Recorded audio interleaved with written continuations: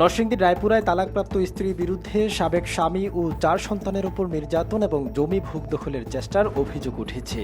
রায়পুরা উপজেলার আমিরগঞ্জ ইউনিয়নের হাসনাবাদ এলাকার মশিউর রহমান খান জনির অভিযোগ, তালাকপ্রাপ্ত স্ত্রী নিশা হক তমার সহযোগিতায় বিভিন্ন সময় বহিরাগত লোকজন নিয়ে তাদের বাড়িতে হামলা ও হয়রানি করা হচ্ছে। অভিযোগের পর নিরাপত্তাহীনতায় 4 সন্তানসহ পরিবারের সদস্যরা অনেকটা গৃহবন্দী জীবন কাটাচ্ছেন বলে দাবি তাদের। পুলিশ এসে আমার আব্বুর উপর টর্চার করছে, পরে আমি যখন থামাইতে গেছি আমার উপর আঘাত করছে, আমাকে ধাক্কা দিয়ে সরাই দিচ্ছে। দেশের নাগরিক হিসেবে আমরা আইনের কাছে বিচার চাই।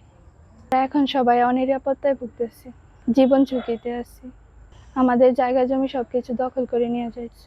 আমি বাসায় গৃহবন্দী অবস্থায় আছি, আমি কলেজে যেতে পারতেছি না, আমি পরীক্ষাও দিতে পারিনি। আমি এবং আমার বাবা সহ আমরা সবাই এখন বাড়িতে গৃহবন্দী আছি। পরিবারটির দাবি, পারিবারিক বিরোধের পাশাপাশি জমি নিয়ে বিরোধকে কেন্দ্র করেই তাদের উপর চাপ সৃষ্টি করা হচ্ছে। মশিউর রহমান খান জনির অভিযোগ, স্থানীয় কয়েকজন প্রভাবশালী ব্যক্তি রাজনৈতিক পরিচয় ব্যবহার করে তার সাবেক স্ত্রীকে সহযোগিতা করছেন। তাদের বিরুদ্ধে বাড়িতে হামলা এবং তাকে তুলে নিয়ে মারধরের পর হত্যার ষড়যন্ত্রের অভিযোগও করছেন তিনি। যে আমার সাবেক ওয়াইফ দুষ্কৃতীরা আর কিছু ভূমিদস্যু এবং সমাজের কিছু অশালীন লোক, তারা আমার সম্পদের উপর লোভ দিছে।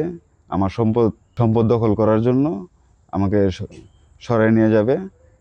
আর এতে প্রশাসনের লোক কোনো কাগজপত্র ছাড়া, লিখিতভাবে কোনো কিছু ছাড়া আমাকে হেনস্থা, শারীরিক নির্যাতন, মানসিক নির্যাতন, আমার সন্তানদেরও হ্যারাসমেন্ট, বিভিন্ন প্রকারের ঝামেলার সৃষ্টি করছে।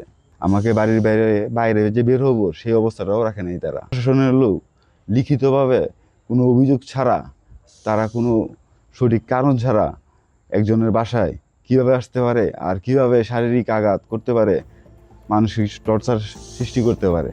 জনির আরও অভিযোগ, তাকে যৌতুকের মামলায় ফাঁসিয়ে কারাগারে রাখার চেষ্টা করা হয়েছিল। বর্তমানে তিনি জামিনে রয়েছেন বলে জানান। এছাড়া মাদকাসক্তি নিরাময় কেন্দ্র এবং পুলিশের মাধ্যমে তাকে মিথ্যে অভিযোগে হয়রানি এবং শারীরিক নির্যাতন করানোর অভিযোগও করছেন তিনি। তবে এসব অভিযোগের বিষয়ে অভিযুক্ত নিশা হক তমার বক্তব্য পাওয়া যায়নি। অভিযুক্তের বক্তব্য পাওয়া গেলে পরবর্তীতে যুক্ত করা হবে।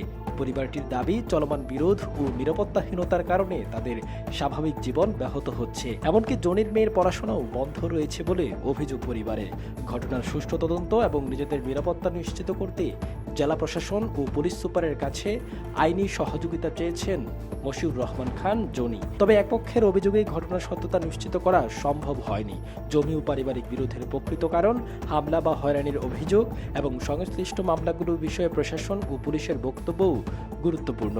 অভিযোগগুলোর সুষ্ঠু তদন্তের মাধ্যমে প্রকৃত ঘটনা বেরিয়ে আসবে, এমনটাই প্রত্যাশা পরিবারটির। মশিউর রহমান খান জনির অভিযোগের বিষয়ে অভিযুক্ত পক্ষের বক্তব্য এবং আইন শৃঙ্খলা বাহিনীর বক্তব্য পাওয়া গেলে তা পরবর্তী প্রতিবেদনে তুলে ধরা হবে। শাওন আহমেদ সাদ, ভিশন 24।